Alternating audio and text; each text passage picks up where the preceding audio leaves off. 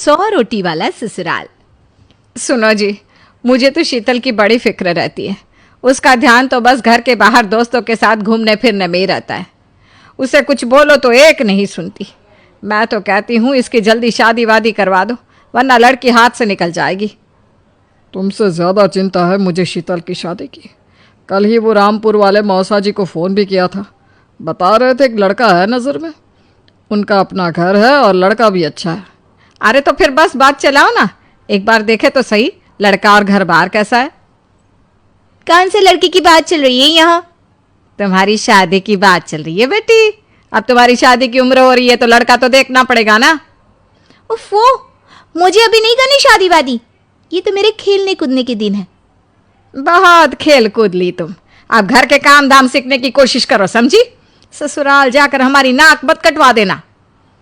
सब्जी काटनी तो आती नहीं इसको, तो नाक ही कटवाएगी। अरे मैं इसे शादी तक अच्छे से सब सिखा दूंगी। आप तो बस उस लड़के से इसकी शादी की बात चलवाओ। कुछ दिनों बाद कुणाल और उसकी माँ शीतल को देखने घर आते हैं। कुणाल दिखने में बड़ा ही स्मार्ट होता है। शीतल तो उसे देखती ही रह जाती है। देखो जी, हमारी कोई डिमांड तो है नहीं, बस हम चाहते हैं कि लड़की घरेलू हो, घर के सारे कामकाज संभाल ले। अब आपके परिवार में तो बस 3 ही लोग हैं, पर हमारा तो खूब भरा पूरा परिवार है। बाकी हमें लड़की के घूमने फिरने दोस्तों से मिलने से कोई दिक्कत नहीं है। घर का काम करने के बाद जो चाहे सो करे। अरे वाह, ये तो इतने बढ़िया लोग हैं। लड़का भी इतना स्मार्ट है और ऊपर से इन्हें मेरे घूमने फिरने से भी कोई दिक्कत नहीं है। हे भगवान, तूने तो बिना मांगे ही मुझे सब दे दिया। बताओ जी, और क्या चाहिए हमें? हमारी तरफ से तो रिश्ता पक्का है जी। बस फिर तो हंसी खुशी शीतल और कुणाल की शादी हो जाती है। शीतल मन ही मन बड़ी खुश होती है और उसी खुशी के साथ वो अपने ससुराल में कदम रखती है।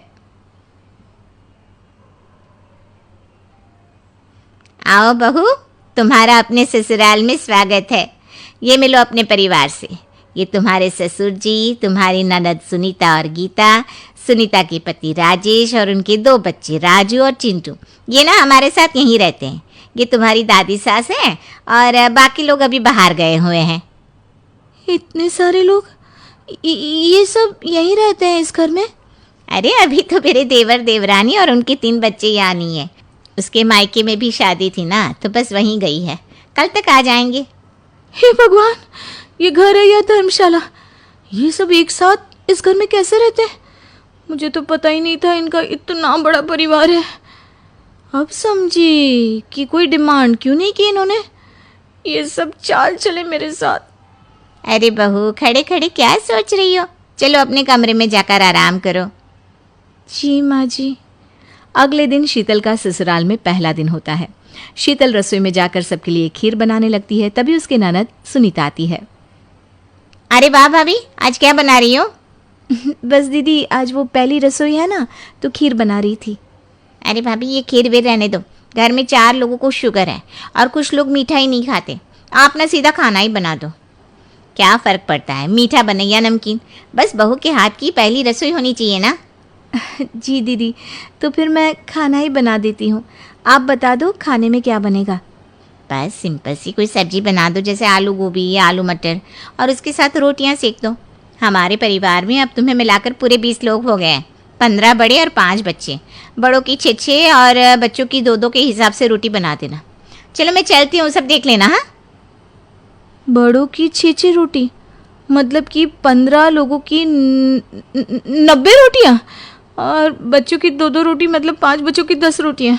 90 और 10 मतलब कुल मिलाकर 100 रोटियाँ। हाय, मैं तो मर गई। 100 रोटी अकेले कैसे बनाऊंगी? माँ, ये तुमने मेरी शादी कहाँ कर दी? शादी से पहले तो मैंने कभी 4 रोटी से ज़्यादा नहीं बनाई। शीतल एक बड़ी सी परात में 100 लोगों के हिसाब से आटा निकालती है और उसे गूंथना शुरू करती है। आटा गूंथते गूंथते शीतल के पसीने छूट जाते हैं। उसके बाद बारी आती है रोटी बनाने की। शीतल एक एक करके रोटी बनाना शुरू करती है और 10 रोटी बनाते ही अपनी कमर पकड़ लेती है। हाय, मैं मर गई। मेरी कमर टूट गई खड़े खड़े, और ऊपर से इतनी गर्मी। मैं 100 रोटियाँ कैसे बनाऊंगी? अरे भाभी, सब बाहर रोटियों का इंतजार कर रहे हैं। ज़रा जल्दी जल्दी रोटी सेक दो। सब